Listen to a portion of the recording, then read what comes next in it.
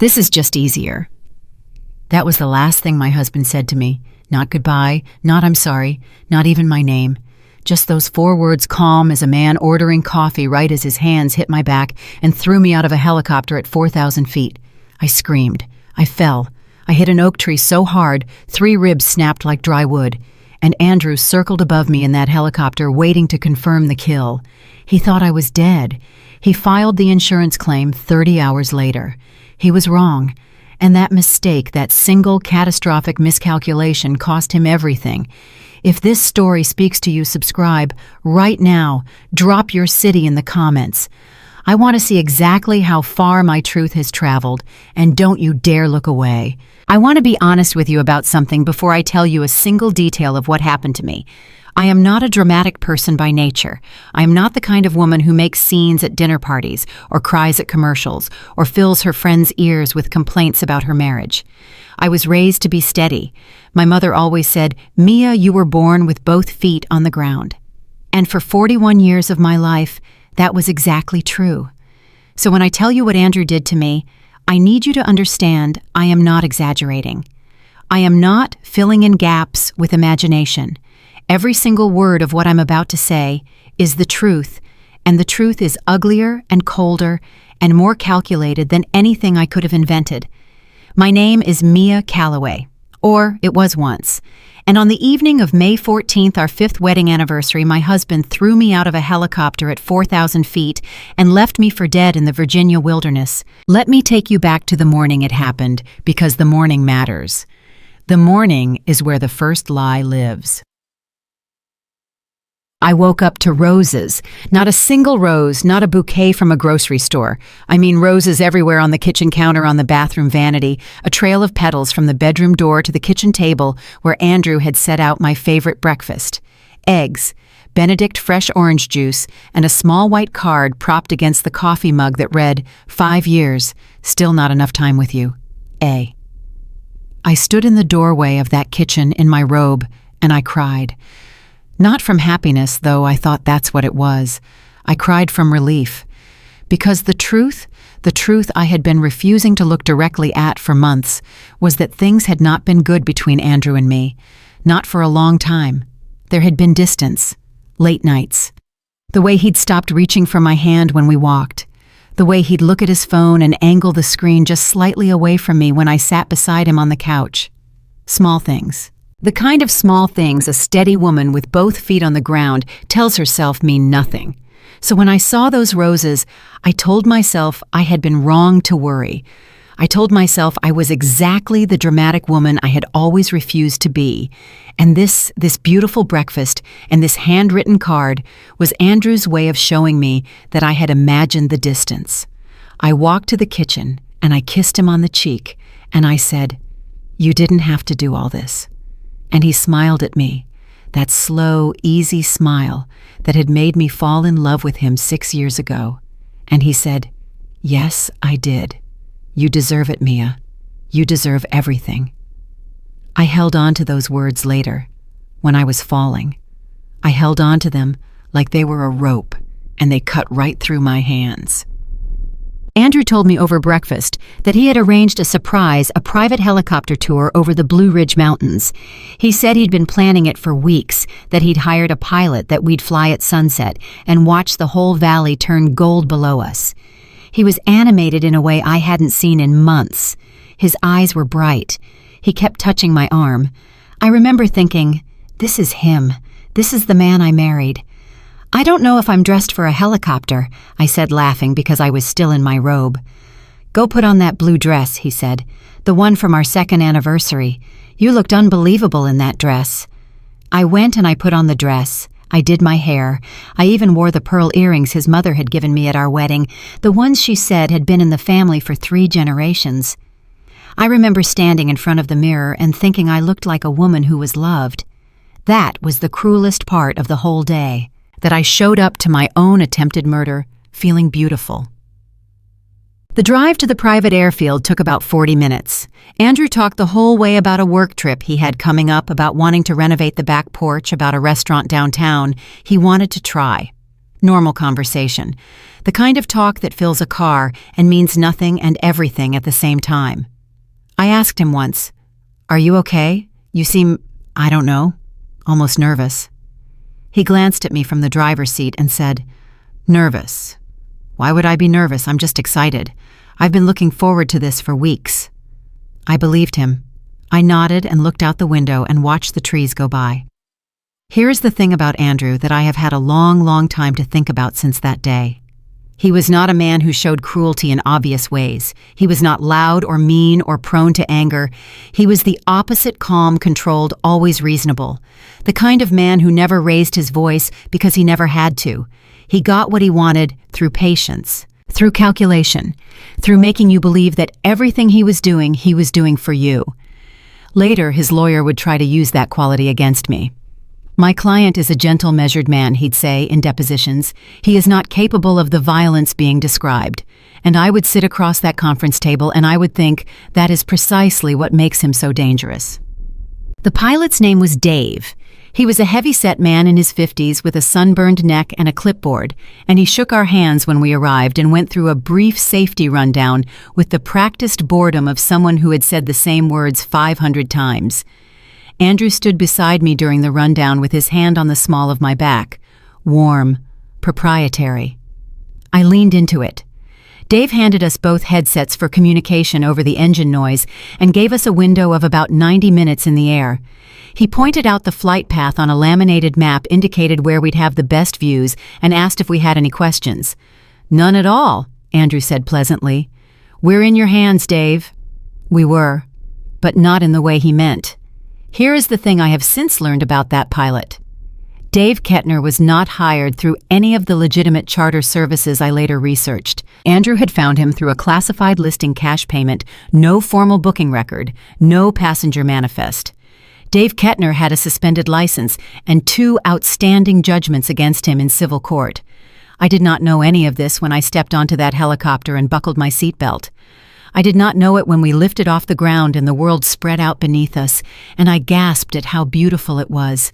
The mountains rolling in every direction, the last light of the afternoon catching on the ridges, the whole world looking like something painted rather than real. I turned to Andrew, and I said over the headset, "Andrew, this is incredible. Thank you." He looked at me, and he said, "I know. Not you're welcome. Not I'm glad you like it. Just I know." I filed that away somewhere in the back of my mind where uncomfortable things go to wait. We had been in the air for roughly 40 minutes when Andrew asked Dave to circle back over a particular stretch of valley. He said he wanted to get a better look. He pointed at something out the window and leaned across me slightly to look. That movement put his body between me and the pilot's sightline. Then he said quietly, so quietly, I almost thought I'd misheard him through the headset noise, "Mia, come look at this. Lean toward the door." "What?" I said. "The door. It slides open. Look, Dave opened it so we can get a clear shot. Come look." I turned, and I saw that the side door was indeed open, a gap of rushing air and the massive open sky. I felt the pull of the wind immediately. My stomach lurched the way it does near heights, that primitive animal fear. "I don't want to get that close to the edge," I said. "You're not at the edge. I've got you. Just lean and look." And because I was his wife, and because we had been married for 5 years, and because that morning he had put roses on every surface of our home and called me the woman who deserved everything, I leaned. I felt his hand at my waist. I thought he was steadying me. And then the hand moved. It moved to my back, flat and purposeful and utterly without warmth. And it pushed, not a nudge, not a stumble. A push, both hands' shoulders into it, the full deliberate weight of a man who had decided. I grabbed for the doorframe, but there was nothing to grab. There was only air, and then there was only falling the helicopter above me, getting smaller, the sound of the rotors fading into the rushing wind, and the earth rising up to meet me with a patience that felt almost personal. I screamed. I know I screamed because my throat was raw for days afterward. And above me, receding into the distance, I heard Andrew's voice through my headset still in my ears, still connected, saying in a tone so calm it was almost conversational, "I'm sorry, Mia. This is just easier." And then I hit the first branch. The oak tree saved my life. I know that sounds like a strange thing to say about a tree, because the oak tree also broke my left arm in 2 places, fractured 3 of my ribs, tore ligaments in my shoulder, and left me bleeding from a dozen different lacerations. But it stopped my fall. It absorbed my velocity the way a net might if the net were made of wood and misery. I lay at the base of that tree for what felt like a very long time, and the first thing I was aware of before the pain, before the fear, before any rational thought at all, was sound. The wind, birds somewhere above me, and distantly circling the unmistakable thrum of helicopter rotors. Andrew was still there. I understood immediately what that meant.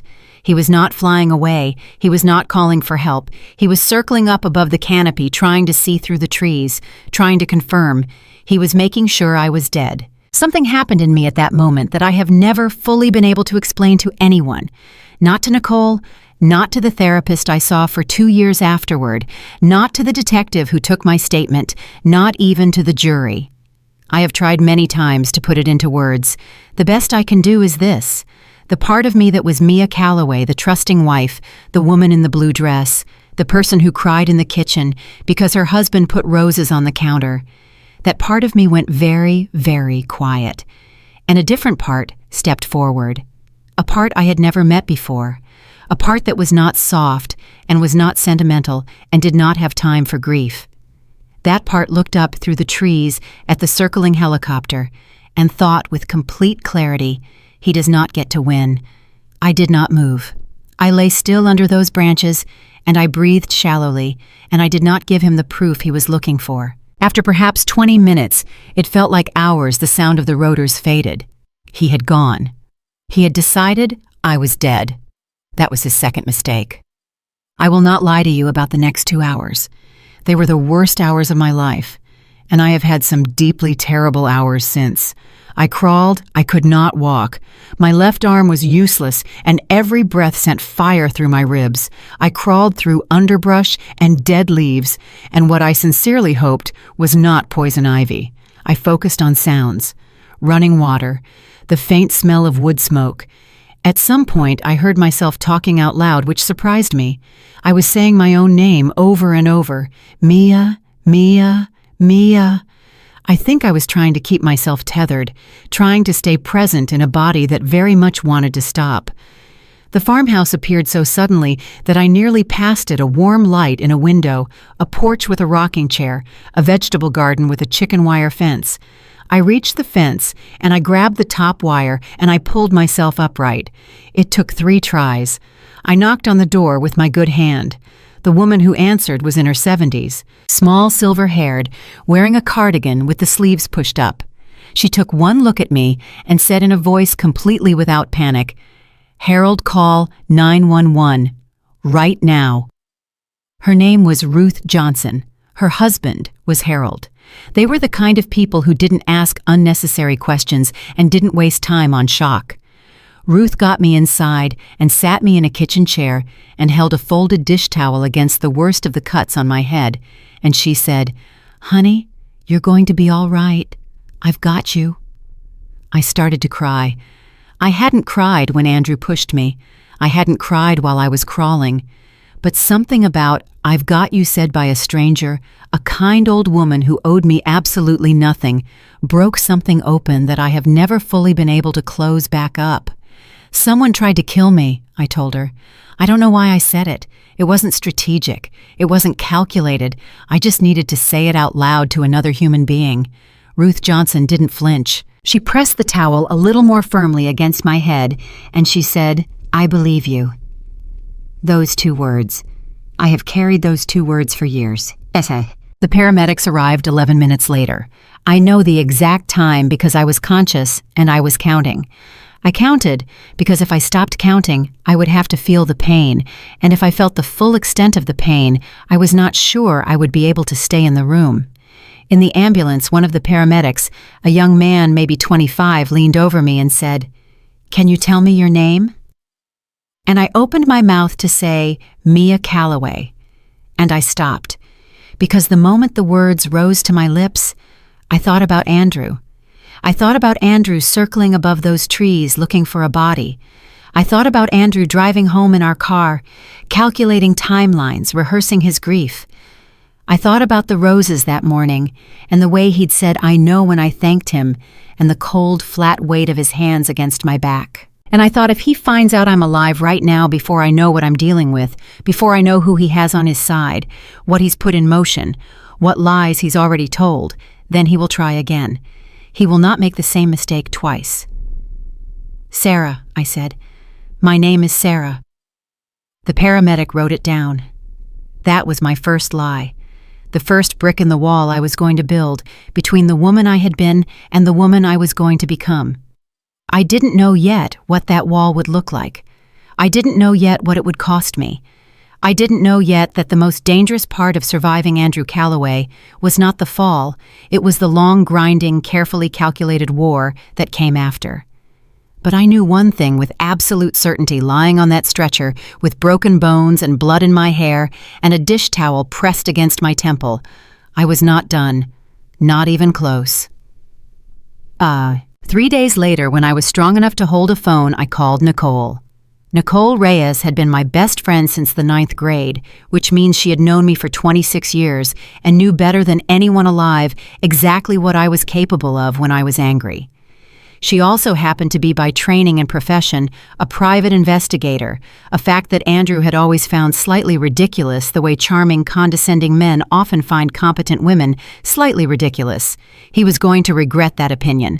I called her from a burn phone the night nurse had quietly helped me acquire after I explained in a low voice that I believed I was in danger and that I could not let anyone know where I was. The nurse, a compact, practical woman named Diane, who had seen enough of the world to not ask unnecessary questions, had simply nodded and come back 20 minutes later with the phone and a charger. I have enormous gratitude for practical women. Nicole picked up on the second ring. "Hello?" "It's me," I said. There was a pause, a long pause, then very quietly, "Mia, oh my God, Mia. I need you to listen to me and not speak until I'm done," I said. "Can you do that?" "Yes," her voice was shaking. "Yes, tell me." So I told her. Everything. From the roses that morning, to the helicopter, to the oak tree, to the Johnson's kitchen, to the ambulance and the name Sarah. I told her without stopping and without crying, because I had already decided that I was done crying, at least for now. Crying was for later. For when this was over. For when Andrew was in handcuffs or worse. When I finished, the line was silent for a long moment. Then Nicole said 4 words that told me everything I needed to know about what she had suspected, perhaps, for longer than either of us had admitted. She said, "I found the policy." My blood went cold. "What policy?" $2 million, Nicole said. "A life insurance policy on you. He took it out 8 months ago, Mia. 8 months. I found the paperwork in a filing cabinet when I was helping you look for your passport last year, remember? I almost said something. Her voice broke briefly. I should have said something. 8 months. He had been planning this for 8 months. That meant the roses that morning were not love. They were theater. The whole anniversary, the breakfast, the card, the blue dress, the helicopter was a production. He had set the stage, and I had walked onto it and delivered every line he needed me to deliver. I had been a perfect audience for my own funeral. "Nicole," I said, "I need you to promise me something. Anything. No one finds out I'm alive. Not yet. Not until we know everything who's involved, what he's done, what he's put in motion. If he finds out I survived before we're ready, I lose every advantage I have." I paused. "Can you give me that?" She was quiet for a moment. I knew she was fighting herself, the part of her that wanted to call the police right now to blow everything open, to scream from every rooftop that Mia Calloway was alive. "Yes," she said finally, "I can give you that." "Good." I shifted on the hospital pillow and stared at the water-stained ceiling tile above my bed, and I said almost to myself, "Because Andrew Calloway is about to discover something." "What's that?" "That the most dangerous person in the world," I said, "is a woman he already thinks he's killed." Nicole was silent on the phone for exactly 3 seconds after I said that. 3 seconds doesn't sound like much, but when you're lying in a hospital bed with broken ribs and a fractured arm and the full weight of your husband's betrayal sitting on your chest like a stone, 3 seconds feels like a lifetime. Then she said, "Okay, tell me what you need." That was Nicole. No hysteria. No, "Oh my God, how could he," for 20 minutes. Just tell me what you need. It was exactly why I had called her first, and why I would have called her first even if she weren't a private investigator. She was the most clear-headed person I had ever known, and right now clear-headedness was the only currency that mattered. "I need to know everything," I said. "Everything he's done, everyone he's talked to, every move he's made since yesterday. I need to know if he's already filed a claim. I need to know about the woman." A beat. "What woman?" "There's a woman," I said. I didn't know it as a fact yet. I said it the way you say something you've known in your bones for a long time, but refuse to let climb all the way up to your brain. "There's always a woman, Nicole. Find her." Another pause, shorter this time. "I'll start today. And Nicole, be careful. If he thinks anyone is asking questions, if he gets even a single signal that something is wrong, he'll run. And I need him to stay exactly where he is. I need him comfortable. I need him to believe he won." "Understood." Her voice tightened slightly. "How are you physically, I mean?" "Functional," I said. "Angry, both useful." She almost laughed. "Almost. I'll call you in 48 hours. She called me in 22. I was in the middle of a session with the hospital's physical therapist, a young woman named Carla, who was relentlessly cheerful in a way I found both exhausting and oddly comforting when the burn phone buzzed once in the pocket of my hospital gown. Our signal. I told Carla I needed 5 minutes, and she nodded and stepped out, and I sat on the edge of the bed with my splinted arm braced against my knee, and I answered. Nicole didn't waste time on greetings. "Her name is Amanda Voss. She's 29. She's been his assistant at Hartwell Insurance for 14 months. They've been together based on what I can piece together from phone records for at least 10 of those months." 10 months. That was 2 months before he took out the insurance policy on me. The timeline clicked into place with a mechanical precision that was almost more horrible than the emotion of it. He had met Amanda Fallen for Amanda, and within 60 days had begun constructing the architecture of my death. I sat with that for a moment. Just a moment. I couldn't afford more. "What else?" I said. "He filed the claim," Nicole said. "Yesterday afternoon, 2.1 million Mia. He filed it less than 30 hours after it happened. 30 hours. I had been lying in a hospital bed counting ceiling tiles, and he had been on the phone with an insurance company, calm and grieving and efficient. The roses that morning. The card. "You deserve everything." He had been rehearsing. Not just the act, the aftermath. He had rehearsed the grief too. "He's good," I said, and I was surprised by how steady my own voice was. "He's really good." "He also spoke to a detective," Nicole said. "A Detective Paulson from the county sheriff's office. Andrew told him you had leaned too far out of the open door, that it was an accident, that he tried to grab you but couldn't reach. The pilot backed him up. Dave Kettner. Of course, cash payment. No manifest. A pilot with a suspended license and nothing to lose, and 2,000 reasons to say whatever Andrew needed him to say." "Did Paulson buy it?" I asked. "He's listing it as an accidental death pending recovery of the body. They're organizing a search of the area." She paused. "Mia, they're going to find the site. They're going to find blood and signs of impact in that tree. When they don't find a body," I said, "it creates just enough ambiguity to work in our favor. Let them search. Let Andrew sweat a little wondering why there's no body. It'll make him sloppy." Nicole was quiet for a moment. I could hear her thinking. "You've already mapped this out, haven't you?" "I had 2 days in this bed with nothing but time," I said. "Yes, I've mapped it out." What I didn't tell her, what I wasn't ready to say out loud yet, was how dark that mapping had gotten during the long stretches of those 2 nights. How many times I had walked myself to the edge of something ugly and looked down into it and had to deliberately step back. Grief will do that to you. Betrayal at that magnitude will do it faster. There were hours in that hospital room where the plan I was building was not just about justice. It was about something sharper than justice, something that scared me a little when I examined it too closely. I chose justice. I made that choice deliberately every morning when I woke up. But I want you to understand that it was a choice. It was not automatic. "Nicole," I said, "I need a name. Someone who does documents." A very long pause. "Mia." "Not forever. Just long enough. I can't check out of this hospital as Mia Calloway.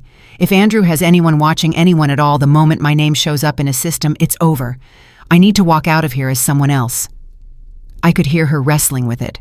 Nicole Reyes was many things, and one of those things was a person who operated inside the law even when the law made it inconvenient. She had a license to protect, a reputation, years of carefully maintained professional standing. She also had 26 years of knowing me, and she knew that I was not wrong. "I know someone," she said finally. "It won't be cheap." "I have my own money," I said. "Andrew doesn't know about the account." That was true. 3 years into our marriage, I had quietly maintained a separate savings account, not from secrecy, or so I had told myself, but from the same instinct that makes certain people keep a spare key under the mat, even when they've never lost one. I had never touched it. $62,000 accumulating interest because some part of me had known on some level beneath conscious thought that I might need a door he didn't have the key to. "Good," Nicole said. "I'll make a call. Give me 24 hours. 24 hours, I agreed. Then, because it had been sitting in my chest since the beginning of the call, and I couldn't hold it any longer, I said, "Nicole, did he seem sad? When you watched him? Does he seem like someone who lost his wife?" The pause before her answer was answer enough. But she said it anyway quietly and without embellishment, because she had always known when I needed the full truth, even when it cost something to hear. "He took Amanda to dinner last night," she said. "Nice place." He held her hand across the table. I closed my eyes. "Okay," I said. "Thank you." "Mia." "I'm fine," I said. "I'll talk to you in 24 hours. I hung up. I sat on the edge of that bed in the thinning afternoon light, and I pressed my good hand flat against my sternum, and I breathed. In through the nose, out through the mouth, the way the hospital's trauma counselor had shown me. 4 counts in, hold, 6 counts out. You want to know the strangest part? I wasn't surprised. That's the thing I keep coming back to even now. I was not surprised. The dinner, the hand-holding, the insurance claim filed in 30 hours, none of it landed with the impact of genuine shock. It landed like confirmation, like a key turning in a lock that had been installed without your knowledge years ago, and you had been walking past it every day, not knowing what had opened. He had stopped loving me long before he pushed me. I had just been too busy being a steady woman with both feet on the ground to notice. I got out of that bed the next morning, and I walked to the small mirror above the sink on unsteady legs, and I looked at myself. Really looked. The cuts and bruising had progressed through their colors, purples and yellows, and a deep red along my hairline where the branch had caught me hardest. My left arm was splinted from wrist to elbow. I had lost weight I couldn't afford to lose, but my eyes were clear. That surprised me too. I had expected to see something shattered there, some fundamental breakage behind the iris. Instead, I saw something I can only describe as focus. Like everything soft and uncertain had been burned away by the fall, and what remained was essential and uncluttered. "All right, Mia," I said to the mirror. "Time to disappear." The documents came through on the 3rd day. The name Nicole's contact created for me was Elena Rodriguez, a widow from Albuquerque, 43 years old, with a clean credit history, a social security number that would hold up to moderate scrutiny, and a driver's license that looked like it had been in a wallet for 2 years. It cost me $14,000, and I did not regret a single cent. Nurse Diane, practical, unflappable. Nurse Diane helped me discharge under the name Sarah Mitchell, and when the paperwork was complete, she pressed a folded piece of paper into my good hand and said very quietly, "There's a women's resource number on there. They have safe housing." "I have somewhere to go," I told her. She looked at me for a long moment with the kind of eyes that have seen too much of the world to judge any of it. "Okay," she said. Be careful. And for what it's worth, I believe you too." 2 women in 4 days had said those words to me. Ruth Johnson in her kitchen with a dish towel against my head. Diane in a hospital hallway with a discharge form. I want you to know that those 2 small acts of believing, unrequested, unearned, offered freely, are part of what kept me standing upright through everything that came next. Sometimes survival is not about strength. Sometimes it's about the kindness of strangers who ask nothing in return. I walked out of that hospital on a Tuesday morning as Elena Rodriguez and I did not look back. Nicole had arranged a rental car under her own name parked 3 blocks from the hospital entrance. I walked those 3 blocks in borrowed clothes, a second-hand sweatshirt and jeans Diane had quietly produced because the blue dress had been cut off me in the ambulance with my arm in a sling and a baseball cap low on my forehead, and no one looked at me twice. That is one of the useful things about pain. It teaches you how to carry yourself like you belong anywhere. When you've survived what I survived, you stop flinching. The car key was under the visor. Nicole thought of everything. I drove to the safe house she'd arranged a furnished rental in a small town 40 minutes north, paid 3 months in advance in cash. No lease agreement, no paper trail. The landlord was a retired schoolteacher named Margaret, who asked no questions and seemed, in fact, to deliberately look in the other direction whenever I came and went. I have always appreciated people who understand that sometimes the kindest thing you can do for someone is simply leave them alone. I spent the first week healing, sleeping, eating whatever was easy to make one-handed. Reading the file Nicole couriered to me on day 347 pages of phone records, financial documents, photographs, and a 5-page summary of Andrew Calloway's activities in the 12 days since he had decided to become a widower. He was busy, I'll give him that. He had met twice with the claims adjuster at Hartwell Insurance, the company where he worked, which had underwritten his policy on me through a supposedly independent subsidiary.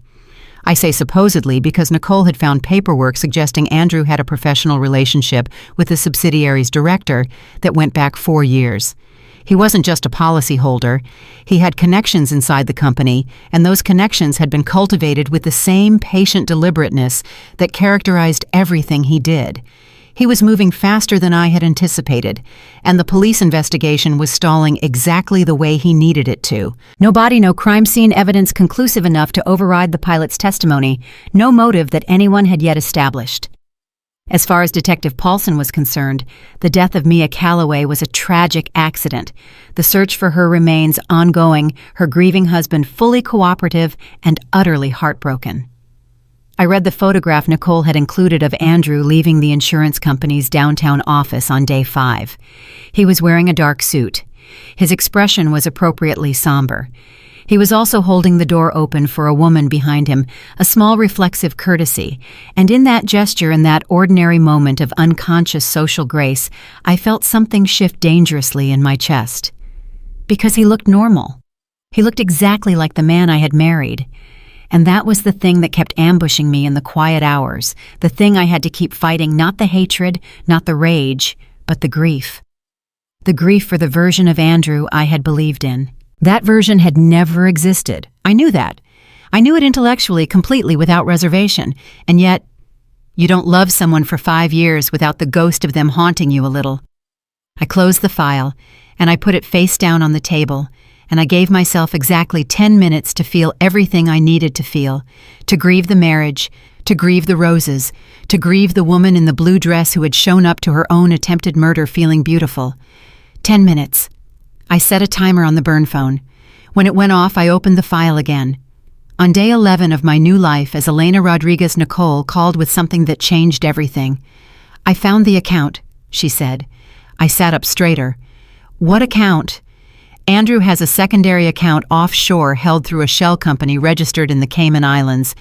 I won't tell you how I found it because you'll be horrified." She took a breath. "Mia, there's $800,000 in it. It's been accumulating deposits for 2 years." 2 years? From where?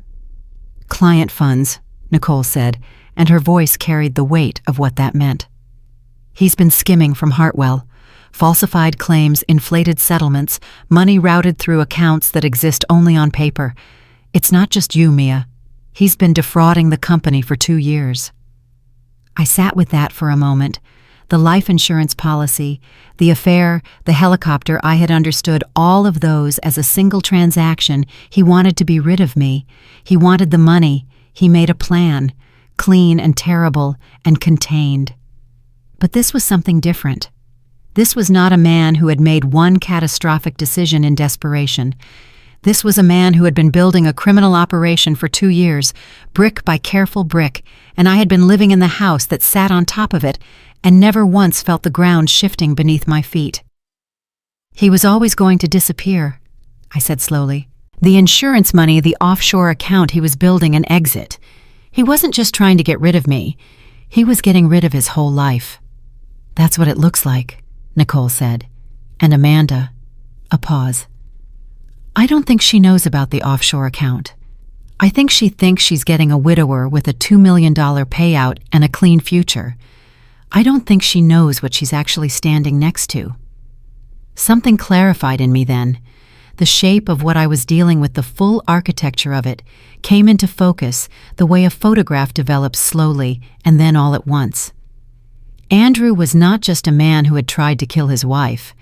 Andrew was a thief, a fraudster, a man who had spent 2 years systematically stealing from the company that employed him and who had planned to use my death as the final piece of his exit strategy, a $2 million send-off to fund a new life under a new arrangement. He had not been unraveling. He had been executing. Nicole, I said, I need to get inside Hartwell. Complete silence. I need access to their systems, I said, their claims records, their internal communications. Andrew's personnel file, everything. I need evidence that will hold up not just to destroy him personally, but to put him in a room with federal investigators and make sure the door locks behind him. Mia, her voice was careful. That's a significant escalation. He put me in a hospital under a fake name with broken bones and 3 fractured ribs, I said. I escalated the moment I survived. Another silence longer. Then, there might be a way. Hartwell just posted an opening for a senior account consultant. Contract position, 6-month term. Remote start with the option to transition on-site. She paused. Elena Rodriguez has an excellent financial services background. I made sure of that. I almost smiled. Almost. You built the resume already. I built the resume 2 days ago, she said. I was just waiting for you to ask. She was. She had been, because she knew me, knew that I would come to this conclusion, would need this access, would not be satisfied with evidence gathered from the outside when everything I needed was on the inside. Nicole had been 3 steps ahead of me this whole time, quietly laying groundwork because that is what she did and who she was and why I had called her first. Send me the application, I said. Already in your email. A beat. Mia, be careful. I'm always careful, I said. No, she said. You're usually brave. That's different. I need you to be careful. I heard what she was really saying. I heard the fear in it, not for the plan, but for me. For what this was going to cost me to execute.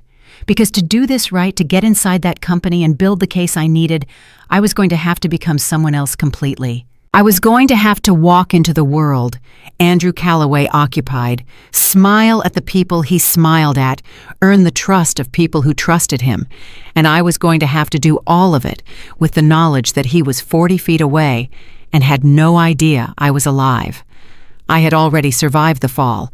Now I had to survive the proximity. I'll be careful, I told her, and I meant it. I meant it more than she knew, because I understood perhaps better than she did exactly how much there was to lose if I wasn't. I submitted the application that evening, sitting at the small kitchen table in the safe house with a cup of tea I didn't drink, typing with 1.5 functional hands, signing with a name that wasn't mine. Elena Rodriguez, Senior Account Consultant. Hartwell Insurance called back in 4 days. The hiring manager's name was James Whitford, and he was pleasant and professional, and had no idea that the woman he was scheduling for a first-round interview had 3 weeks earlier been thrown from a helicopter by one of his company's star employees. I accepted the interview with a calm, professional voice and a steady hand on the phone. and somewhere in that building, Andrew Calloway was walking the hallways, laughing at other people's jokes, accepting condolences on the tragic loss of his wife, counting the days until a check arrived for $2 million. He had no idea that the most dangerous person in his world had just walked in through the front door. James Whitford was the kind of man who liked to think he was a good judge of character.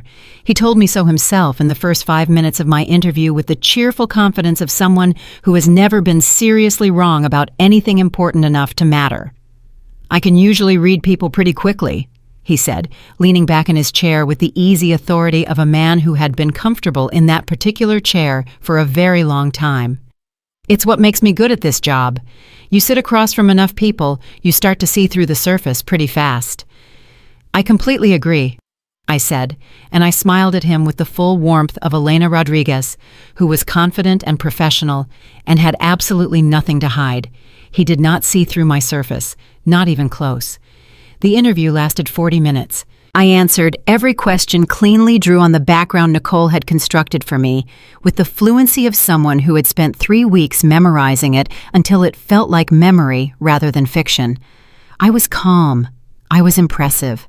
I was exactly the kind of senior account consultant a mid-sized insurance company would be delighted to hire. When it was over, James Whitford shook my hand and said, "I have one more candidate to see, but I'll be honest with you, Ms. Rodriguez, I think you're going to be a great fit here." "I hope so," I said. "I've heard wonderful things about Hartwell." I had. Terrible, wonderful, deeply incriminating things. He called me the next morning with the offer. I accepted before he finished the sentence. What I did not tell James Whitford, what I could not tell anyone in that building, was that walking through those front doors for the first time had cost me more than any performance I had ever given. I had stood in the lobby for 30 seconds before the interview, just 30 seconds, and the physical reality of being in Andrew's world had hit me like a secondary impact. My ribs, still healing, tightened. My left arm throbbed under the concealing sleeve of my blazer. And somewhere above me, on one of the floors of that building, the man who had put his hands on my back and pushed was sitting at a desk drinking coffee, existing in the ordinary world as though he had not tried to end mine. I pressed my feet flat to the floor. I felt the ground under me. I breathed. Then I walked to the elevator and I pressed the button for the 3rd floor and I went to my interview. My first day at Hartwell fell on a Monday 6 weeks after the helicopter. 6 weeks since the oak tree and Ruth Johnson's kitchen and Nurse Diane's folded piece of paper. 6 weeks of healing bones and burning bridges and building Elena Rodriguez from the ground up. My ribs were functional. My arm had graduated from splint to a lighter brace I could conceal under long sleeves. The bruising on my face had faded completely, which I was grateful for. In a practical way, there were photographs of Mia Calloway in this building. Not many, not prominently displayed, but Andrew kept a framed photo on his desk. Nicole had confirmed that. I had studied that photo for a long time, my own face looking back at me from a surveillance image Nicole had pulled. Mia Calloway at a company picnic 2 summers ago, laughing at something Andrew had said, her hair loose, and her expression completely unguarded. I had looked at that woman and felt simultaneously like her, and like a stranger observing her from a great distance. I had changed my hair. Dark brown, now cut shorter, different enough that a casual glance would not connect me to the woman in that photograph. I wore glasses I didn't need. I held my posture differently. Elena Rodriguez stood slightly more upright than Mia. Calloway moved with a slightly different rhythm, smiled with a different cadence. I had practiced in front of the mirror for 2 weeks. It was the most unsettling thing I have ever done, systematically dismantling the physical habits of 41 years and replacing them with someone else's. The morning of my first day, Nicole called at 6 a.m. "His claim cleared preliminary review," she said without preamble. "They're moving to final approval. Mia, if the payout processes..." "How long?" I said. 30 days. Maybe fewer, if his contact inside accelerates it. 30 days. The timeline compressed around me like a fist. I had been operating on the assumption that I had 3 months, maybe more, that insurance companies moved slowly, that bureaucracy would buy me time. 30 days changed everything. "Then I need to move faster," I said. "You just started. Nicole said, and she wasn't arguing, she was thinking out loud. You haven't even gotten access to the internal systems yet. I know, so I need to get close to someone who has. I paused. What do you know about a woman named Carol Simmons? A brief silence. How do you know about Carol Simmons? I read the organizational chart you sent me. She's the senior claims auditor. She's been at Hartwell for 19 years. She has access to every claims file in the company going back a decade. She also, Nicole said carefully, filed 2 internal HR complaints in the last 3 years, both against Andrew Calloway. I sat up straight. You buried that in the file. I didn't bury it. It was on page 31. Nicole, I was going to tell you when you were settled, she said, and I could hear the slight defensiveness that meant she knew she should have led with it. Carol Simmons accused Andrew of taking credit for her work on a major account restructuring. Both complaints were dismissed. She is based on everything I can find, not Andrew Calloway's biggest fan. I thought about that for a moment. An ally inside the building, someone with access and motive and 19 years of institutional knowledge, someone who already knew on some level what Andrew was. Which desk is hers? I asked. 2 rows from yours, Nicole said. Corner position. She always gets there before 8. I got there at 7:45. Carol Simmons was exactly what her 19 years at the same company would suggest: precise, thorough, slightly worn around the edges, in the way of someone who has been overlooked one too many times and has made a private peace with it that isn't quite peace. She was maybe 55, with reading glasses pushed up on her forehead and a coffee cup that said, "I survived another meeting that could have been an email." She looked up when I arrived, assessed me in about 2 seconds, and went back to her screen. "You're the new consultant," she said without looking up again. "Elena Rodriguez," I said. "First day." "I know." She turned a page on the document in front of her. "James told everyone Friday. Conference room's down the left hall if you need orientation materials. Coffee machine's broken, has been for a week, bring your own." "I actually brought 2. I said, and I set one of the cups I was carrying on the edge of her desk. I wasn't sure if the machine worked. She looked at the cup. Then she looked at me. Something shifted slightly in her expression. "Oat milk," she said. "I guessed," I said. "I can take it back if I'm wrong." A pause. "You're not wrong." She picked up the cup. "Sit down, Elena. I'll tell you what James won't about how this place actually works." That was the beginning of Carol Simmons, and it was one of the best investments I made in those 30 days. She was meticulous. She was angry in the quiet, long-burning way of someone who had been systematically underestimated for 2 decades and had channeled all of that energy into knowing more than anyone else in the building. She knew every file, every account, every pattern of numbers that ran slightly off. She knew because her job required it, and because knowing things was the one form of power the company had never been able to take from her, even when they took everything else. Within a week, I had earned enough of her trust to have lunch with her 3 days out of 5. Within 2 weeks, she had told me more about Andrew Calloway than the 47 pages of Nicole's file. "He's charming," she said one afternoon, the word coming out of her mouth like something she was describing the taste of. "The kind of charming that works on people who don't look closely. He got the Davidson account restructuring pushed through and put his name on the final report.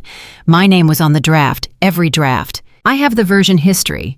She said it matter-of-factly, without heat, the way you describe something that happened a long time ago and hurt at the time, but has since calcified into simple fact. "Did you say anything?" I asked. "Twice," she said. "HR both times. Both times it went nowhere." She looked at me over her coffee cup. "That's how it works when someone is protected." "Protected by whom?" I asked, keeping my voice neutral, curious the voice of someone who has no particular stake in the answer. "Richard Hartwell, Jr., she said. "The owner's son. He and Andrew golf together. Have for years. Richard signs off on Andrew's expense reports without reading them, greenlights every account he touches, and twice has personally intervened in HR investigations." She set the cup down. "Andrew Calloway could set this building on fire, and Richard Hartwell, Jr. would hand him the matches." I filed that away very carefully. That evening I called Nicole. "I need everything on Richard Hartwell Jr.," I said, "and I mean everything." "Already running it," she said. "I had a feeling." "He's the wall," I said. "Andrew's been protected from inside. If I build a case on Andrew alone, Richard buries it. I need to know if Richard is complicit or just negligent." "Mia." Nicole's voice shifted. "I found something else today. Something you need to hear before you go any further." Something in her tone made the back of my neck go cold. "Tell me." "The pilot," she said. "Dave Kettner. He was found 3 days ago in a motel outside Roanoke. Heart attack, the report says." She paused. "He was 44 years old." The silence between us was very loud. "Andrew is cleaning up," I said. "That's what it looks like." I had known Andrew was dangerous. I had known it from the moment his hands hit my back. But there is a difference between knowing a man tried to kill his wife and knowing a man had someone killed to protect himself afterward. The first was a crime of calculation. The second was something colder, something that meant there was no version of this where Andrew would allow loose ends to exist. I was a loose end. "Nicole," I said, "does he have any reason to think any reason at all that I might be alive?" "Not that I can find," she said. "The body search was called off 2 weeks ago. The death certificate was issued. The claim is in final review. As far as Andrew Calloway is concerned, Mia Calloway is in the ground. But if he found out, he would do exactly what he did to Dave Kettner," Nicole said, and she said it plainly, because we were past the point of softening things. "Which is why you need to be careful, which is why I told you to be careful." "I know," I said. "Do you—" Her voice was tight in a way I rarely heard from her. "Because you're sitting 40 feet from him every day, Mia. 40 feet. And if he looks at you wrong, if something triggers recognition, if Amanda mentions your name and something flickers across your face that you can't control—" "It won't," I said. "How do you know?" "Because I've been rehearsing," I said. "Every night. I look at his photograph and I practice feeling nothing." A long pause. "Does it work?" I thought about the truth. I thought about the night 3 days earlier when I had walked past Andrew in the hallway the first time I had seen him in person. The first time I had been within arm's reach of the man who threw me from 4,000 feet, and the specific quality of the sensation that had moved through me. Not fear, not rage, something more controlled than either. A kind of absolute crystalline clarity that had steadied my breath and my step and allowed me to walk past him without breaking stride. He had not looked at me. "Yes," I told Nicole, "it works." What I did not tell her was what had happened after. After I had passed him in the hallway and turned the corner and found a bathroom and locked the door and stood over the sink for 4 minutes with the cold water running over my wrists, just breathing, just holding myself together with both hands. I did not tell her that because she would have pulled me out, and I was not ready to be pulled out. Not yet. The twist that broke everything open came on day 19. I was working late. I had taken to staying until 7 or 8, ostensibly catching up on the contract onboarding work that justified my position, actually building a secondary map of the claims records Carol had been walking me through. Carol herself stayed late when the work required it, and that evening she had left around 6 with a wave and her coffee cup, and I had been alone in the office for 40 minutes when Andrew walked back in. I heard him before I saw him. His voice down the hall on the phone, carrying in the empty building with the easy projection of someone who had never needed to make himself smaller. "Not my problem if the timeline shifted," he was saying. "The review clears Friday. That's final." A pause. "No," I said Friday. "Don't call this number again." I did not move. I kept my eyes on my screen and I kept my breathing even, and I listened to his footsteps come down the hall and stop outside the bullpen. He stood there for a moment. I could feel it, the weight of someone observing a room deciding something. Then he walked in. "Burning the midnight oil," he said pleasantly to the room in general. I looked up. I let Elena Rodriguez look up, unhurried, mildly startled, professionally pleasant. "Just finishing the Bremner account cross-reference," I said. "James wanted it by tomorrow morning." Andrew looked at me for a moment, with those eyes I had looked into for 5 years, and I felt absolutely nothing, and that the nothing was the thing I had not expected. I had expected rage or grief, or the specific vertigo of proximity to someone who tried to kill you. Instead, there was only a steady, cold assessment running behind Elena Rodriguez's polite professional smile like current under ice. "You're the new consultant," he said. "Elena Rodriguez," I said. "You're Andrew Calloway. I've heard good things." Something moved across his face at that. Pleasure. The small automatic pleasure of a man who expects to be well regarded and is gratified, but never surprised when he is. "James is too generous," he said. "Don't stay too late." "Just another 20 minutes, I said. He nodded and moved toward his office. At the door, he paused without turning. "How are you settling in?" "Really well," I said. "Everyone's been very welcoming." "Good," he said. And then he went into his office and closed the door, and I sat very still at my desk, and I listened to the sound of my own heartbeat until it slowed to something manageable. He had looked at me. He had spoken to me. He had smiled at me with the same easy smile that had made me fall in love with him, and he had not recognized me at all. Not a flicker. Not a hesitation. Mia Calloway was dead to him in every sense, buried, grieved on schedule, and replaced. It should have felt like victory. In some ways it did. In other ways, sitting in that quiet office 40 feet from the man who had tried to kill me, I understood something I had not fully grasped before. The danger wasn't that Andrew might recognize me.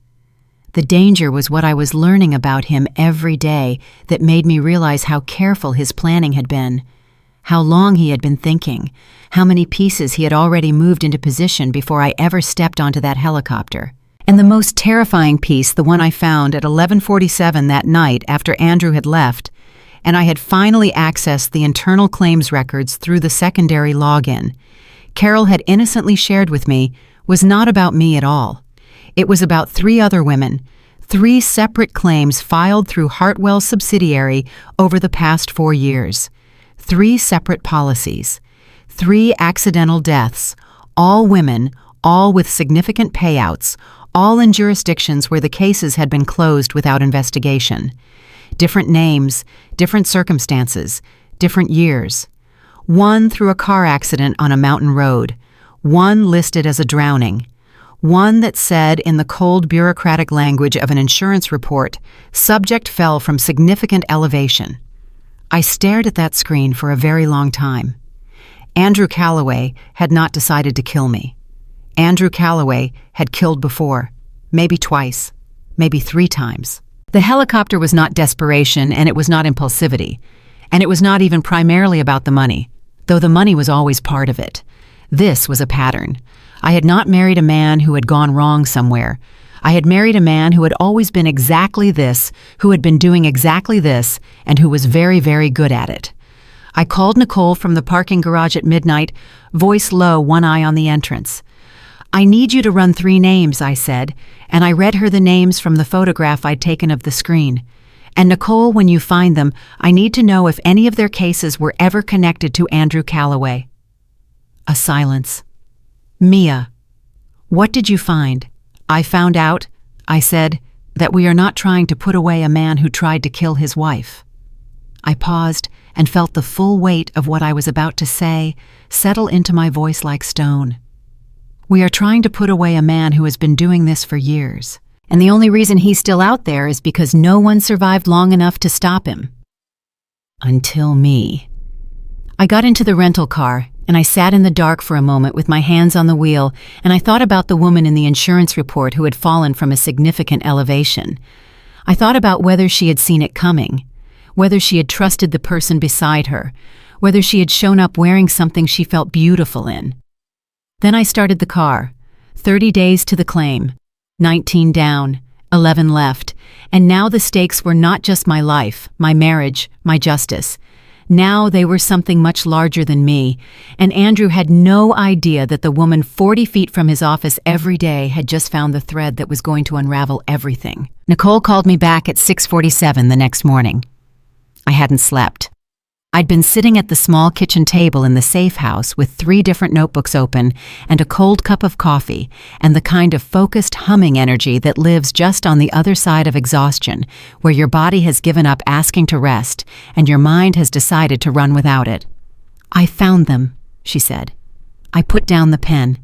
Tell me. The first name, Sandra Lowe. Died 3 years ago. Car went off Route 17 in West Virginia, ruled accidental, no investigation. She had a $1.4 million policy through a subsidiary of Hartwell. The beneficiary was her husband, a man named Daniel Forsyth. She paused.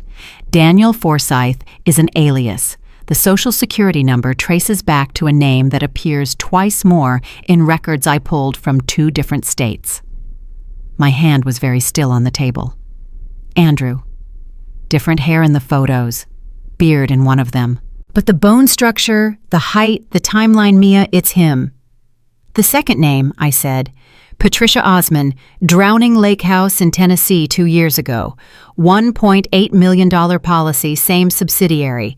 Beneficiary listed as a domestic partner who dissolved the relationship 6 weeks before the payout was collected and has not appeared in any record since.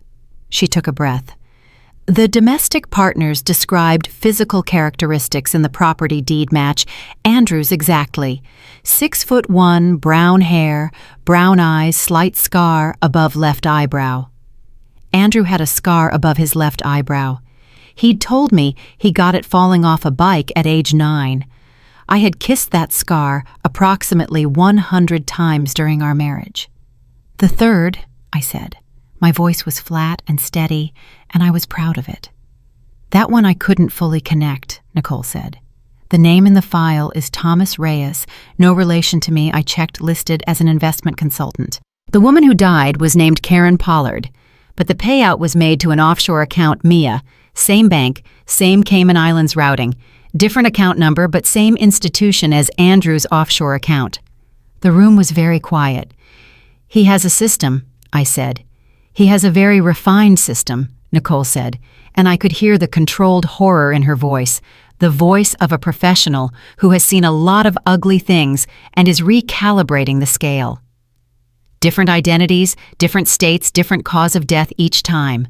Always a clean ruling, always a subsidiary connection inside Hartwell that smooths the claim through. He's been at this for at least 4 years, possibly longer. These are just the ones I can find. Possibly longer. Possibly longer meant there might be more women than 3. More names I didn't have. More families who had closed a chapter they didn't know was still open. Nicole, I said, I need a federal contact. Not local law, not the county sheriff, not anyone whose jurisdiction touches Hartwell directly. I need someone who can receive this evidence and move on it fast enough that Andrew cannot get ahead of it. I have someone, she said. FBI Financial Crimes, Agent Dana Mercer. I've worked with her twice before. She's thorough, she's aggressive, and she has no patience for exactly this kind of protected corporate fraud. But Mia, her voice sharpened. If I bring Dana in, this moves out of our hands. The pace, the approach, the timing she runs it. You understand that as long as she runs it before Friday, I said. Why Friday? Because the claim clears Friday, and Andrew collects $2 million and disappears. Dana has 4 days. A silence. I'll call her this morning, Nicole said. Tell her everything, I said. Tell her about the 3 women. Tell her about the offshore account and the subsidiary, and Richard Hartwell Jr. Tell her about the pilot. I will. A pause. And Mia, tell her about you. Your real name, your real story. She needs the full picture. I know, I said. It was the part I had been dreading, if I'm honest.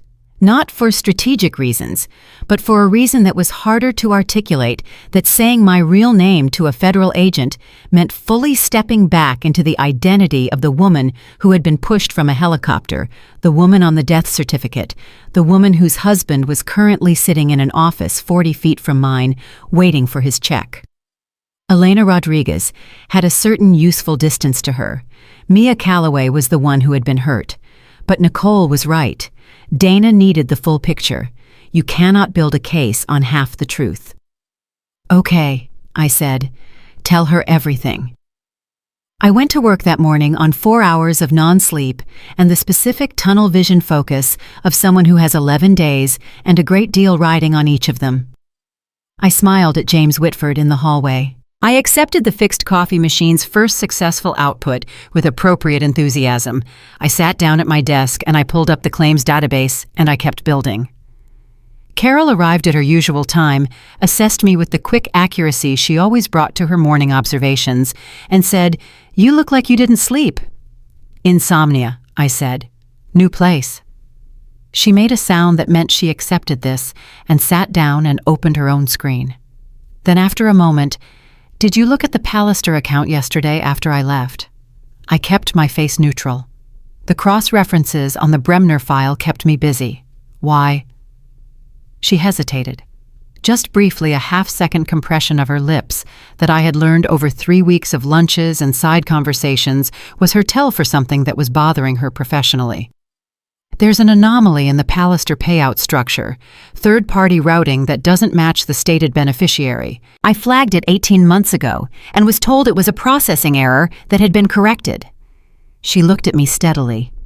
"It wasn't corrected. I checked again last night." My heartbeat shifted. "How significant an anomaly?" $80,000 significant, she said. "And it's not isolated. There are 4 others with the same structure, all processed through the same subsidiary authorization code." She paused. "Andrew Calloway's authorization code." The moment stretched between us. Carol was watching me with the particular attention of someone who has been holding something alone for a long time and is in the process of deciding whether to stop holding it alone. I could see the calculation running behind her eyes, the risk assessment, the weight of 19 years of watching things get buried, the 2 HR complaints, the Davidson account. "Carol," I said, and I kept my voice very quiet and very even. "How long have you known?" She looked at the desk for a moment, then back at me. "Since the second complaint was dismissed," she said. "I started keeping records of my own after that. Not just the Davidson account, everything that looked off. I have copies, Elena, personal copies stored off-site. I've been sitting on them for 16 months waiting for a reason to believe it would actually go somewhere." I sat very still. 19 years. 16 months of personal records sitting off-site. Carol Simmons had been building the same case I was building from a different angle for a year and a half, and we had been sitting 2 rows apart drinking coffee from the same broken machine, and neither of us had known. "Give me 1 week," I said. She searched my face. "1 week for what?" "To give you a reason," I said. "A real one. Someone who can actually do something with what you have." Another long look, the weighing kind. And then Carol Simmons, who had been overlooked and dismissed and had channeled 19 years of institutional anger into meticulous, documented, undeniable precision, nodded once. "1 week," she said. "And Elena, whatever you're actually doing here, be careful. Andrew is not the only problem in this building." "Richard Hartwell," I said. "Richard Hartwell knows more than you think," she said. "And he has more to lose than you know." I thought about that all morning. I was still thinking about it at 11:15 when I got a text from Nicole on the burn phone in my blazer pocket. 3 words. "Dana is in." I exhaled for what felt like the first time in 11 days. Dana Mercer called me that afternoon from a number I didn't recognize at exactly the time Nicole had specified. She was direct, economical with her words, and radiated the particular quality of someone who has spent a career in rooms where people lie to her and has become extraordinarily good at knowing when they're not. "Miss Calloway," she said. "I've read what Nicole sent me. I have questions." "Ask them," I said. She asked 14 questions in 11 minutes, and they were good questions, specific, precise, aimed at the structural joints of the evidence rather than the emotional surface of the story. She asked about the subsidiary authorization codes. She asked about the offshore account's banking history.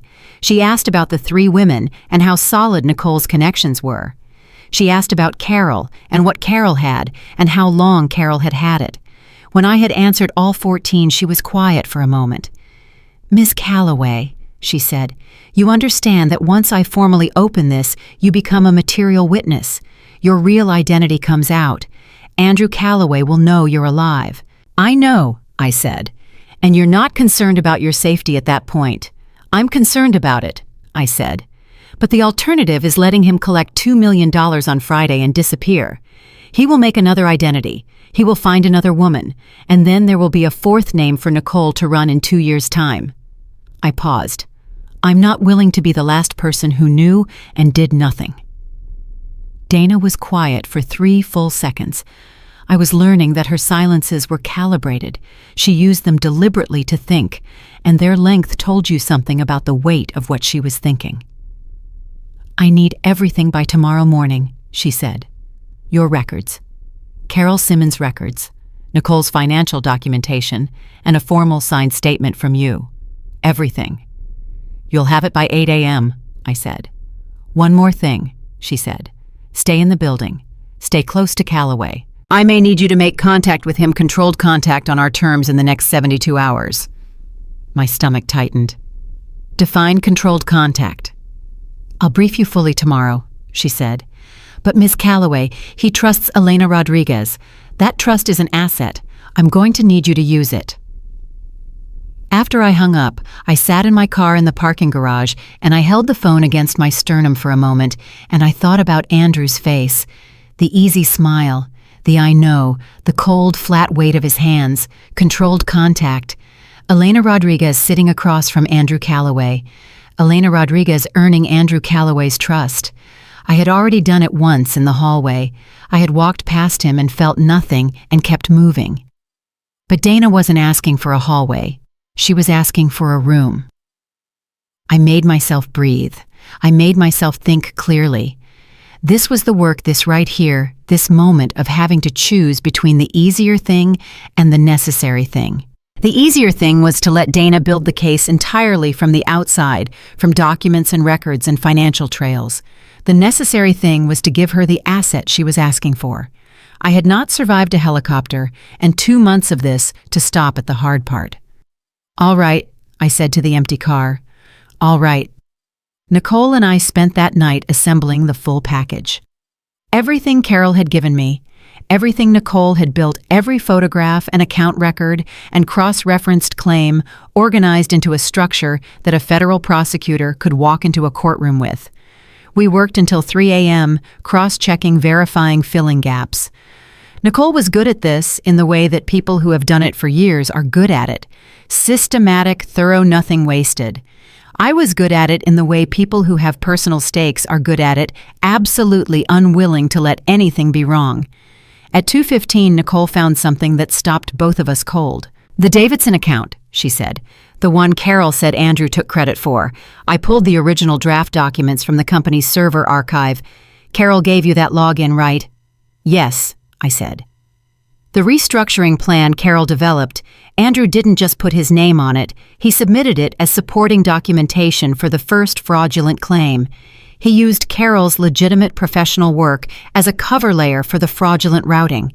He buried his crime inside her competence. She paused. She doesn't know that. She thinks he just stole her work for professional credit. I closed my eyes. He used her. For 2 years, her name and work are threaded through his entire fraud structure as a legitimizing layer. If this had ever been investigated without the full picture, Carol would have looked complicit.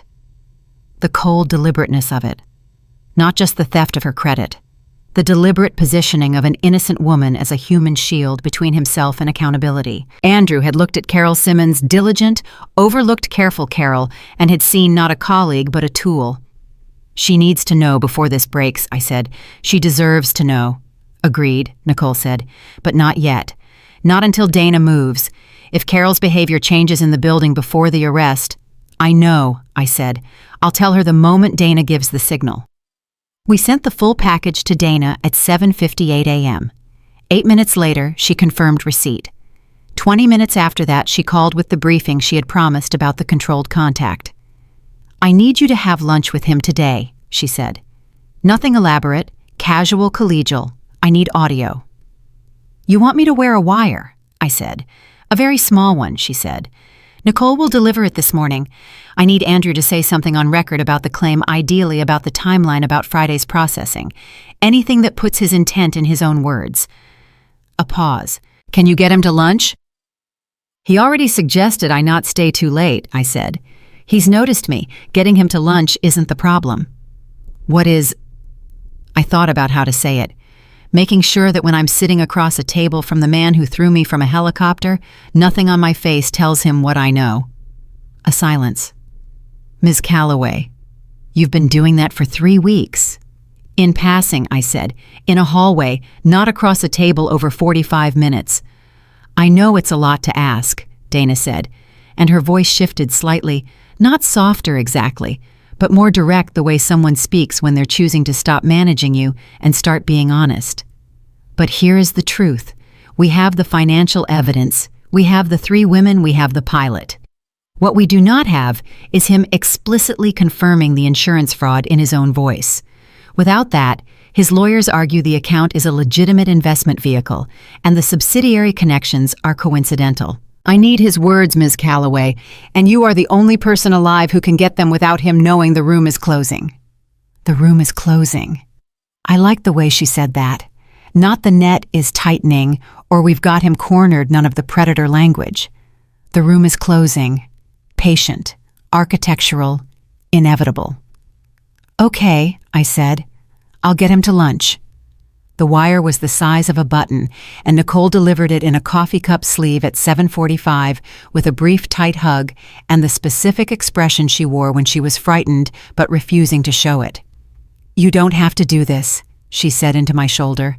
I know, I said. That's why I'm doing it. She pulled back and looked at me.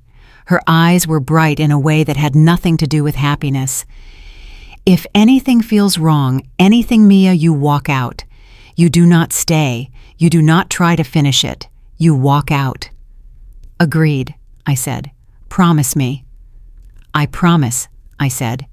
And I meant it. What I also meant but did not say was that I had gotten very good over the past 3 weeks at knowing the difference between something feeling wrong and something feeling terrifying. Those were not the same thing. The lunch was going to feel terrifying. I fully intended to stay. I found Andrew at the coffee machine at 9:30, which Carol had told me was his consistent habit. He was in a good mood, I could tell from 10 feet away from the ease in his shoulders and the way he was humming something under his breath. Friday was 2 days away. $2 million was 2 days away.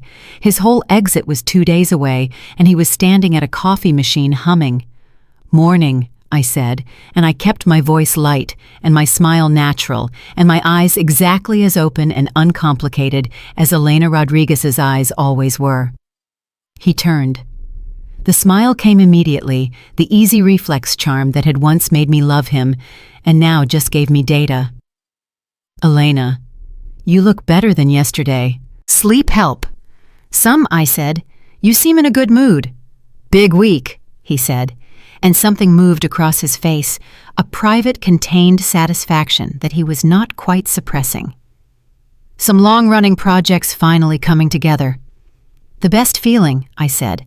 Actually, I was going to grab lunch from that place on 5th if you wanted to join. Carol mentioned you like their sandwiches. He looked at me for a moment. The assessment was very brief and mostly unconscious, the automatic social calculation of a man deciding whether a woman's lunch invitation means anything beyond a lunch invitation. He decided it didn't, which said everything about how thoroughly Andrew Calloway had always underestimated the people around him. Sure, he said. 12:30. Perfect, I said. I walked back to my desk and I sat down and I put both hands flat on the surface and I breathed 4 counts in and 6 counts out. And I thought about Ruth Johnson pressing a dish towel against my head, saying, I've got you. I thought about Nurse Diane and her folded piece of paper. I thought about Carol and her 16 months of records sitting off-site. I thought about Sandra Lowe and Patricia Osman and Karen Pollard and the insurance report that said subject fell from significant elevation. I thought about all of them, and I picked up my pen and I went back to work. 12:30 came the way inevitable things come too fast and exactly on time. Andrew was waiting by the elevator with his jacket on and the easy, unhurried manner of a man who had nothing in the world to worry about. We walked to the restaurant on 5th and were seated at a corner table, and he ordered the turkey club he apparently always ordered, and I ordered something I would not remember eating, and we made the kind of conversation that easy, charming men make with women they have categorized as professionally useful and personally unthreatening. He talked about a consulting project he was wrapping up. He talked about wanting to travel Europe, maybe something different, and I watched the words land in the air between us, and I understood exactly what they meant. He was describing his escape route in the language of vacation. "You ever just want to completely start over?" he said. And he said it with a practiced wistfulness that I recognized the performance of a feeling he was not actually having offered to see how I'd receive it. "Sometimes," I said. "New place, new chapter. I understand the impulse." He looked at me. "You seem like someone who's done it." "Once," I said, and I met his eyes and felt nothing and held the nothing steady. "Best decision I ever made." "What made you pull the trigger?" he said, leaning forward slightly, the focused interest of a man asking a question that is also about himself. I realized, I said, that the life I was in wasn't actually mine. It was something I'd let happen to me, and once I saw it that way, I paused, let the pause do exactly the work Dana had coached me to let it do. It wasn't hard. You just have to be willing to leave things behind. He nodded slowly. The satisfaction behind his eyes deepened. "I know exactly what you mean," he said. "Some things, some situations, you just reach the end of them, and the only thing left to do is make a clean break." "Even if it costs something," I said. "Everything costs something," he said. "The question is whether what you're buying is worth the price." What you're buying. Sandra Lowe, Patricia Osman, Karen Pollard, Mia Calloway. 4 women at various prices, and Andrew Calloway sitting across a corner table deciding whether the exit was worth the cost. I wanted to stand up. I wanted to say his name, his real name, the name he had given me on our first date, the name I had said in a church in front of everyone I loved, and watch the color drain from his face. I wanted him to know right then in that restaurant that it was already over. I did not. I smiled. I picked up my sandwich. I let the wire in my collar keep doing its quiet, patient work. "I think you're right," I said. "A clean break. Sometimes that's exactly what's needed." He looked at me with those familiar eyes and raised his coffee cup in a small, unconscious toast. "To new chapters," he said. "To new chapters," I said. And I touched my cup to his, and somewhere in a federal building, Dana Mercer was listening to every word. 2 hours later, my phone buzzed with a text from a number I didn't recognize, a secondary contact Dana had established for field communication. It said, "That's enough. We move tomorrow morning. Stay home tonight." I read it twice. Then I typed back, "Understood." Then I sat in my car in the parking garage, the same concrete dark, and I thought about tomorrow morning, about what it would look like when the room finally fully closed, about Andrew's face when he understood that the clean break he had been planned right back at him. I thought about all of it, and I felt something I had not felt in 2 months. Not relief, it was too early for relief, and I had learned not to trust early relief. Not victory that was tomorrow's word, if tomorrow went the way it needed to. What I felt was something quieter and more durable than either of those things. It felt like standing on solid ground after a very long time in the air. It felt like both feet on the ground. My mother would have appreciated that. I started the car, the engine turned over on the first try, clean and reliable, and I pulled out of the garage and drove toward the safe house, and I did not look in the rearview mirror. Not because I was afraid of what was behind me, but because for the first time in 2 months, the only direction that mattered was forward. Tomorrow, Andrew Calloway was going to wake up believing he had won. He was going to make his coffee and put on his suit and drive to the office on the morning before his $2 million Friday and walk through those front doors for the last time as a free man. And I was going to be there. Not as Elena Rodriguez, who had served her purpose with precision and grace, not as the confused, fragile woman he had pushed into the sky, as Mia Calloway, alive, standing, looking him in the eye. And this time I was the one who had planned everything. I did not sleep that night. Not from anxiety. I was past anxiety by then, past the shaking hands and racing heart version of fear that had lived in my chest for the first 2 weeks. What kept me awake was something more deliberate. I lay on top of the covers in the dark, and I went through everything one more time from the beginning. Not because I needed to review the evidence or rehearse the plan, because I needed to say goodbye to the last 2 months of Elena Rodriguez, and goodbyes deserve attention. She had been a good woman, Elena. Steady, professional, impossible to rattle. I had built her from necessity, and she had performed beyond anything I had asked of her, and when morning came and I stepped back into my own name, I wanted to mark the transition properly. It felt important in a way I couldn't entirely explain, the way certain private rituals feel important even when no one else can see them. At 4:15 a.m., I got up and I stood in front of the bathroom mirror and I took out the colored contacts and the glasses, and I looked at my own face unaltered for the first time in 2 months. The brown hair remained that would take longer to undo, but everything else was just me. Just Mia Calloway, 41 years old survivor of what should not have been survived, standing in a safe house bathroom at 4 in the morning, looking at a face she had almost never seen again. "Okay," I said to the mirror. "Let's go finish this." Dana called at 5:30. I was already dressed. "We're executing at 8 a.m., she said. "The arrest team enters the building at 8. You will be in the lobby by 7:55 with me and Agent Torres. When Andrew comes through those doors, I want you standing where he will see you before he sees us." The deliberateness of that. She wanted his face when he saw me. She wanted that moment documented, witnessed on record, not for evidence exactly, but for the kind of truth that doesn't fit in a file. I understood, and I was grateful for it. "And Carol," I said, "one of my team will meet with her simultaneously in a conference room. She'll be fully briefed before Andrew is in cuffs. She will not be blindsided." A pause. "She's going to be important, Ms. Calloway. Her records are the spine of the financial case. Without Carol, we have circumstantial. With Carol, we have iron." "She deserves to know she was never the problem," I said. "That's all I ask." "She will know," Dana said. "Everything." "And Richard Hartwell, Jr. Simultaneous action," she said, and her voice carried the particular flat satisfaction of someone who has been building toward this for longer than I knew. "He's been under parallel investigation for 14 months, Ms. Calloway. Your case gave us what we needed to connect his involvement to the subsidiary authorizations. He will be in a federal building by 9 a.m. She let that land. "This is bigger than your husband. This has always been bigger than your husband. You just gave us the key." I sat with that for a moment. 14 months. Dana had been circling this building, this company, this particular architecture of fraud for over a year, and I had walked into the middle of it as a woman who just needed to survive, and the two rivers had found each other. "Thank you," I said, and I meant it in every direction at once, for believing me, for moving fast for the women in those 3 files who were going to have their cases reopened. "Thank you," Dana said, and she was not a woman who said things she didn't mean. 7:55, don't be late." I was there at 7:40. Nicole was with me.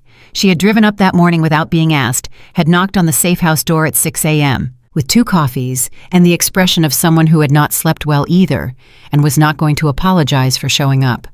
I had opened the door and looked at her, and we had not said anything for a moment, just stood there in the early quiet, and then she had handed me a coffee and said, "I'm going with you." Dana said, "I'm not going inside," she said. "I'm going with you to the door. Then I'll wait outside, but I am not letting you walk into that building alone." She met my eyes steadily. "Not this morning." I didn't argue. 26 years of friendship earned certain rights, and this was one of them. We stood on the sidewalk outside Hartwell's building at 7:47, and Nicole held my coffee while I buttoned my coat, and she said very quietly, "How are you?" "I'm clear," I said, "completely clear." "Good," she said, "because you're about to do something that most people couldn't do. I need you to know I understand what it's costing you." I looked at her. "It's not costing me anything," I said. "That's what I'm trying to tell you. 2 months ago, standing here would have cost me everything. Right now, it feels like collecting." She nodded. Her eyes were bright again. I had made Nicole Reyes nearly cry twice in 2 months, and both times had been this kind of bright, not grief, but the overflow of something too large for ordinary expression. "Go collect," she said. Dana and Agent Torres were in the lobby, already positioned casually near the reception desk, in the way of people who are very good at looking like they belong somewhere. Dana was smaller than I had imagined, from her voice compact, precise with the kind of stillness that comes from long training. She looked at me when I came through the door and gave one brief nod. No preamble. We understood each other. "He parks in the attached garage," Torres said quietly. "Elevator deposits him in the lobby. Average arrival 8:03, 8:07. I positioned myself near the elevator bank facing it. Dana and Torres flanked slightly behind and to my left, far enough to give the moment its full weight, close enough to move in seconds. The lobby was beginning to fill with the ordinary morning of an ordinary Thursday. People with coffee cups, lanyards swinging, the ambient sound of a building coming awake. Not one of them knew what was about to happen. Not one of them knew that the man about to walk off that elevator had killed at least 2 women and tried to kill a third, and had been 2 days away from disappearing forever. 8:01, 8:02. The elevator opened. Andrew walked out carrying his jacket over one arm, a coffee in his other hand, his phone tucked between his ear and shoulder mid-sentence with whoever was unfortunate enough to be on the other end at 8 a.m. He was in a good mood. I could see it from 15 feet in the ease of his movement, the loose confidence of a man one day away from everything he had planned. He was looking at the floor as he walked, the distracted gaze of someone half listening, and then he looked up. He saw me. And the world stopped in a very specific way. I watched it happen across his face in real time, the initial blank recognition of Elena Rodriguez, professional colleague, nothing alarming, and then the thing underneath that, the deeper recognition, the one that came from 5 years of a shared bed and shared meals, and the specific lived knowledge of another person's face. I watched it climb through the layers of his expression like something surfacing from deep water. I watched his brain reject it once, twice, and then I watched him understand. The coffee cup hit the lobby floor. He didn't notice. His face had gone this color of old chalk, and his mouth was open, and he was looking at me with an expression I had never seen on him before in 5 years of marriage. Not guilt, not fear, quite. Something more primitive than either. The look of a man whose entire architecture of reality has just collapsed in a single moment, who is standing in the rubble, trying to locate anything still standing. "Hello, Andrew," I said. He didn't speak. He was still looking at me the way you look at something that cannot exist. His eyes moved to my hair, the different color, and back to my face, and I watched him confirm it over and over the way you press a bruise. He started. "Don't," I said, not loudly, not with anger, just with the flat certainty of a woman who has already said everything that needs to be said in rooms he will never have access to. "There is nothing you need to say to me. There is nothing you could say." Dana stepped forward then. "Andrew Calloway," and her voice had the specific quality of a door closing. "FBI, you're under arrest for wire fraud, insurance fraud, and murder in the 2nd degree in the deaths of Sandra Lowe and Patricia Osman. You have the right to remain silent." He looked at Dana. He looked at Torres. He looked back at me. His mouth was still slightly open, and I could see the calculations running, the old reflexive competence, the crisis management, the charm, all of it activating and finding nothing to grab onto. There was no angle here. There was no version of this that his particular skills could turn. "There's been a mistake," he said, and his voice came out wrong, too thin, the voice of a man trying to sound certain while standing on nothing. "Elena, I don't know what—" "My name," I said, "is Mia Calloway." The lobby had gone completely still. I was aware of the people around us, the lanyards and the coffee cups, and the interrupted morning, all of it suspended, watching. I did not care. I held his gaze steadily, and I said it again because I needed him to hear it, needed him to fully receive it. "Mia Calloway, your wife, who you pushed from that helicopter on May 14th and left to die in the Virginia wilderness while you circled above the trees making sure I was gone." My voice was level. I had practiced this too in the mirror, and it held.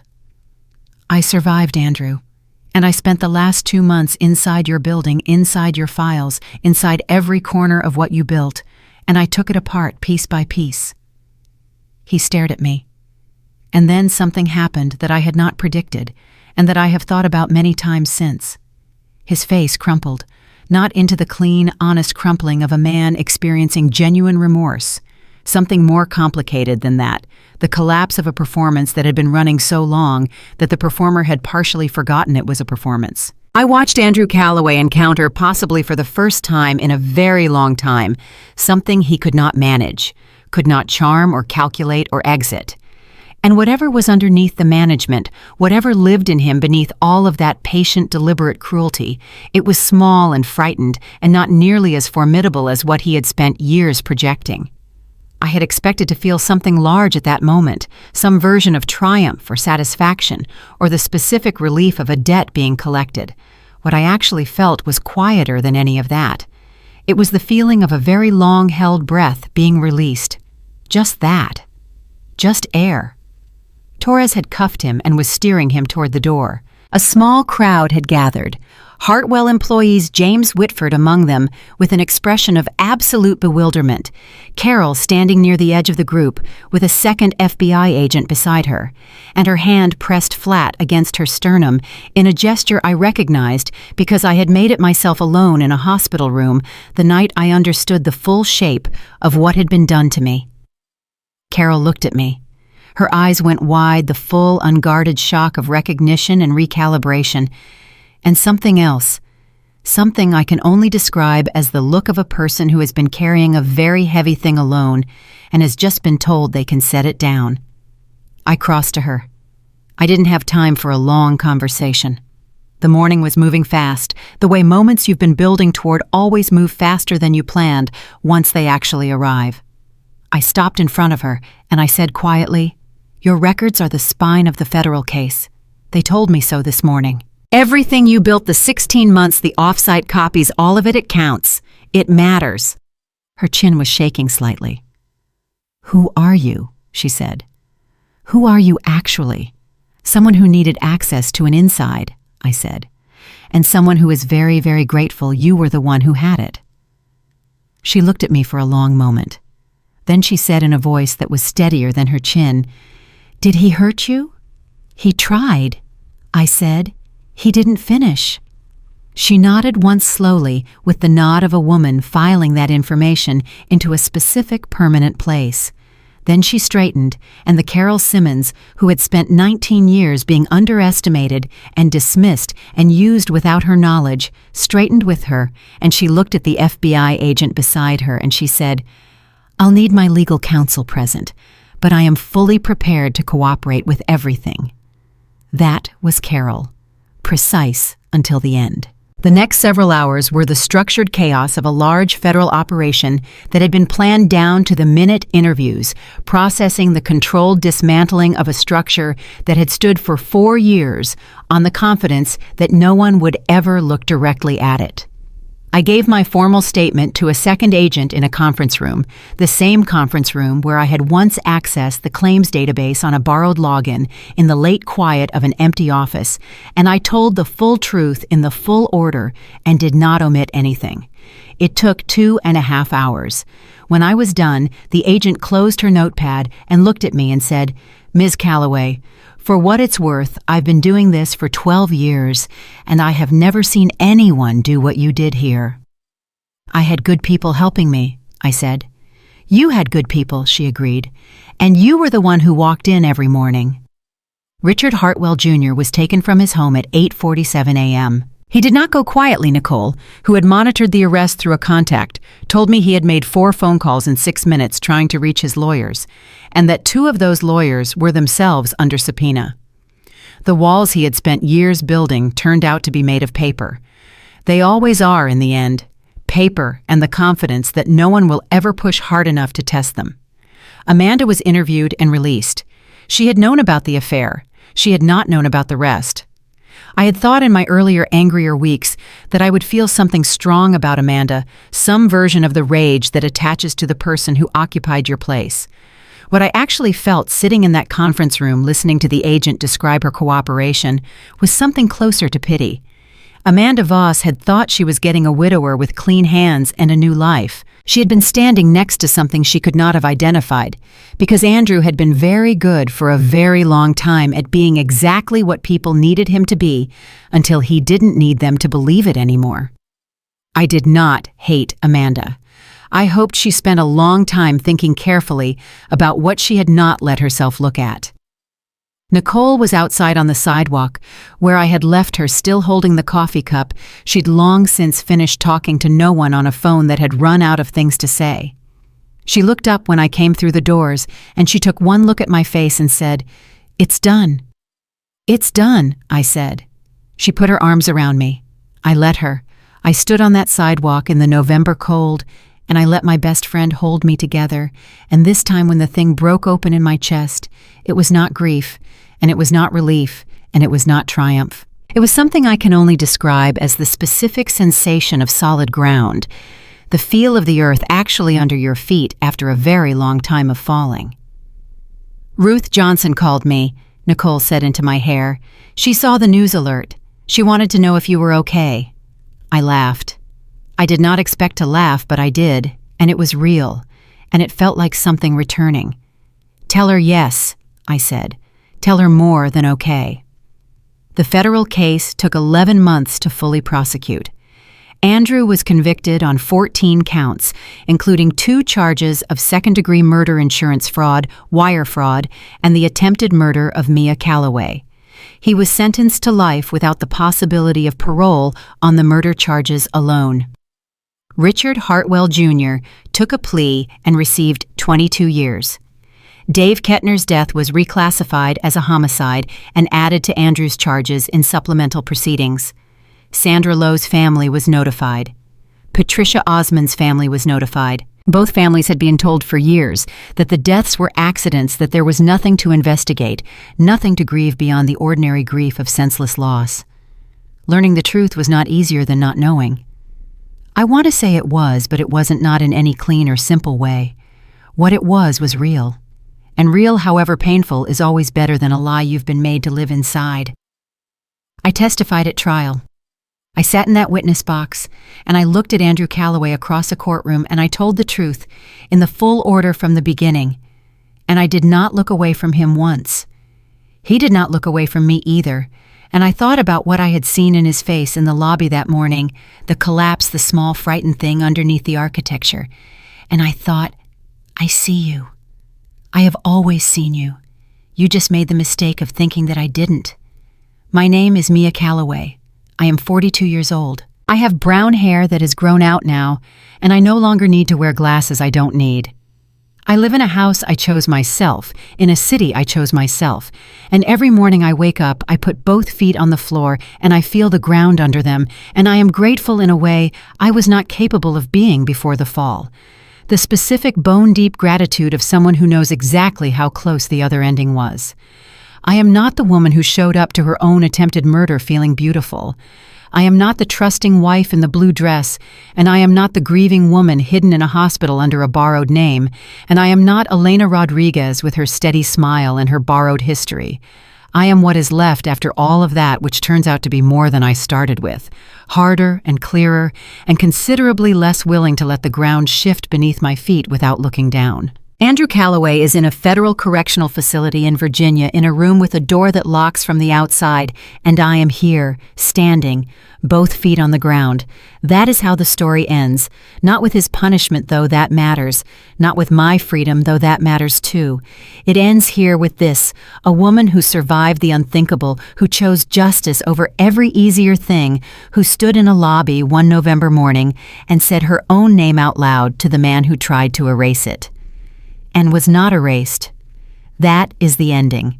That has always been the ending. Because the most dangerous thing Andrew Calloway ever did was not push me from that helicopter. The most dangerous thing he ever did was assume I wouldn't get back up.